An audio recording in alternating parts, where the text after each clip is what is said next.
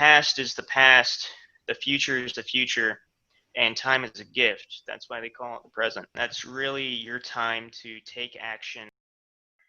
Greetings all and welcome to Cochise Convos, a podcast dedicated to sharing your stories and information about Cochise College. This is episode 5 of Cochise Convos Quarantine Edition, where we will be listening to your stories as students and alumni and how you've managed to adjust during the COVID-19 pandemic. Today, my guest is Tobin Van Gorder, who is working towards a cybersecurity degree at Cochise College. And today, he is going to be sharing his experience learning informatics, networking, and computer science completely virtually. Tobin, thank you so much for joining me today. Hey, yeah, thank you for having me. It's truly a pleasure being on this. So in general, how has quarantine been for you? Are you quarantined with anyone or are you by yourself? It's kind of a mix. So with the whole quarantine thing, I've been trying to isolate myself as much as I can. Currently right now, for the summer, went back to visit some family, and I have to be careful because one of my family members has an autoimmune issue because of the medicine that she takes. And with the whole coronavirus thing, I really need to make sure that I'm careful, especially since I work during summer as well. What has been the main challenge for you during that period? I would have to say the biggest challenge for me would probably have to be academically. And my main challenge was making sure that I would be well off enough to where I would be able to finish the semester last semester, because that's really when a lot of the stuff started kicking off. Fortunately for me, a lot of my stuff was already online, and they just were going to make the switch. And so translating that to now, because I'm still kind of facing that challenge, a lot of the instruction that I have is online. And so as a student going through online classes, it's great that you can more or less do it on your own at any time of the day, but you also have to make sure that you can cooperate with your instructor. And fortunately, our teachers seem to know what's up and know how to do things. And it's really a challenge getting to all of the students in a timely manner. And that's really the challenge that I have right now, is when I'm stuck on something, there can be a queue or a line of other students, and trying to help out those students is the difficult part right now. That is challenging, especially since most class sizes range from anywhere from 30 students to 24 students, and it's hard to get to that many people in a timely manner. But as you mentioned, communication is absolutely key and essential with distance learning. That's a great answer. Thank you.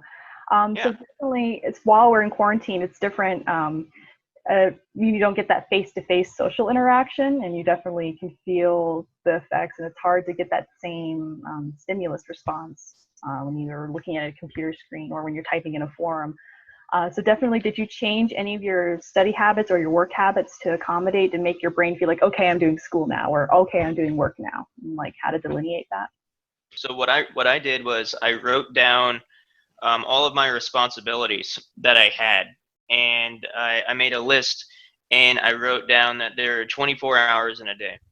And I started scheduling my days out, and because I work, I had to plan, okay, if I have to work from 12 to 7 today, and I have this much schoolwork I have to do, because I'm doing an online class, I can divide up the work. So I was able to do half in the morning before work and the other half in the evening after work. And then if I got stuck on something, I still had plenty of time to where I would be able to email my instructor.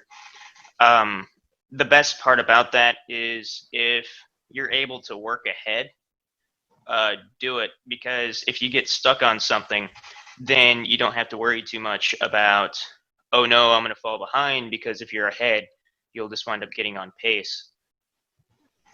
Exactly. That's a great tip, because especially when if you had like a face-to-face course and then all of a sudden you jump to online, it's very easy to let those deadlines like sneak up on you. So that's great advice.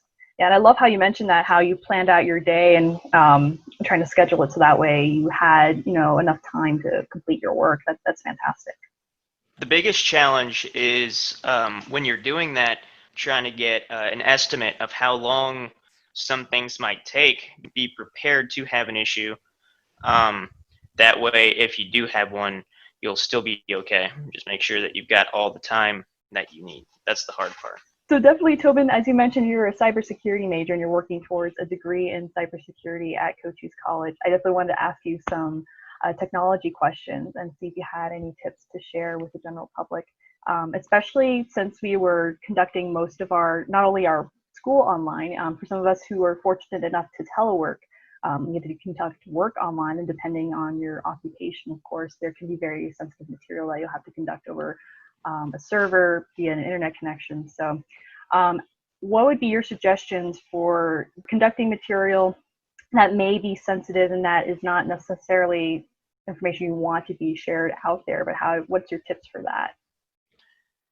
I'm still pretty new to the cybersecurity sector, but what I would say is if you have a way to encrypt it to where only you and one other individual or whatever team you may be working with, if you can encrypt it and then they're able to decrypt it, that would be a great way of going about it. I know that if you're working with things as sensitive as bank account information or C numbers, if it's something that you don't want saved on that computer, you can use things like private browsing, the incognito tab, and Google Chrome, things that won't save that information.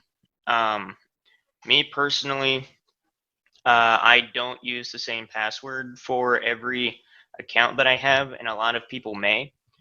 Um, it's okay to use a password manager, um, but just make sure that you're not using common passwords that may make it easy for you to get hacked. The hardest thing is staying in the know. There are new threats every day. Make sure that your antivirus is up to date. If you have one, if you don't have one, get one. I would recommend talking to an expert. I'm still learning. Try talking to your supervisor about what you should do because they're likely going to know more about it, and they're likely going to be able to help you if you have any questions. For some people, if you have to switch jobs and trying to conduct like hiring paperwork information over the internet can be very scary because it has a lot of very personal information. So thank you for sharing those tips because that's something not many people know about. So thank you so much for sharing about that because it's definitely important to know how to conduct that kind of information in a way that's safe and you feel comfortable doing so. So definitely the more unique to you your password can be, the better, you think? I would say I would agree. Yes, the more unique to you, your password is, the better it would be. You really want to make it to where it's something that wouldn't easily be guessed, and if somebody is really trying to get into your account, make sure that it would give them one heck of a challenge. While we were distance learning, and it's great to be able to talk to you since you're our first computer science cybersecurity major to have on the show. Was there any resources or websites or software that you found particularly helpful to your studies? Right off the bat, some of the most helpful individuals I've had were the team in the tutoring lab. They were readily available. They were extremely knowledgeable. If they didn't know something, they knew somebody who did. And say if you're taking a math class or you're working on English or whatever they offer to help with, definitely take them on it if you're struggling, or even if you're not struggling too bad. If there's something that you just want to get a little bit of help with. Next to that, I would have to say the library and the teachers. The teachers are very helpful in general because it's their class, so they're going to know a lot about it. Um, and the library has a whole lot of resources when it comes to everything. If you have a question on physics, they've likely got a book about it. If they don't have a book about it, they can order it or they can send you in the direction. Use your library, use your student resources because it is there to help you. Fantastic. And for those of you listening, for more information about the Tutoring Center, the library resources, look in the description down below and we'll have those resources available. And thank you, Tobin, for mentioning that because they are truly magical. Oh, yeah. So definitely taking a look at quarantine and your personal experience. Overall, what has been some of the positives and some of the negatives? The positives, I was given more freedom to determine where my time goes. If I want to work on something at 2 o'clock at night, I'm able to.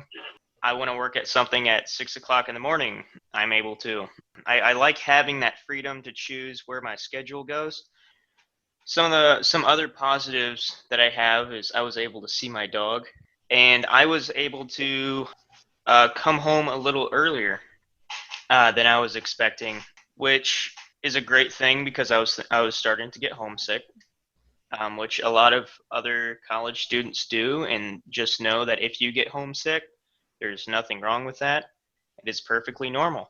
So definitely looking over that whole experience, and was there anything, whether it was talking to family more or anything academically or professionally, is there anything you would have done differently now in hindsight? No, I developed a lifestyle where if something happens, then I'll deal with the cards that I'm dealt. I try my best to do the best at everything that I do and that I can. And as a result, if something happens, then I know that I tried my best, and that there was nothing else that I could really do about it.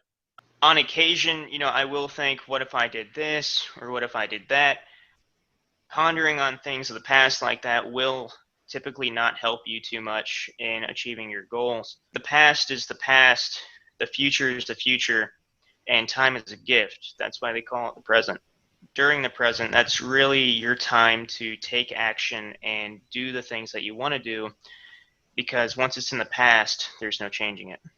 The only thing you can change is the future. I love that. That's a beautiful quote too, because it is truly a gift. Yeah, but it's one of my favorite quotes.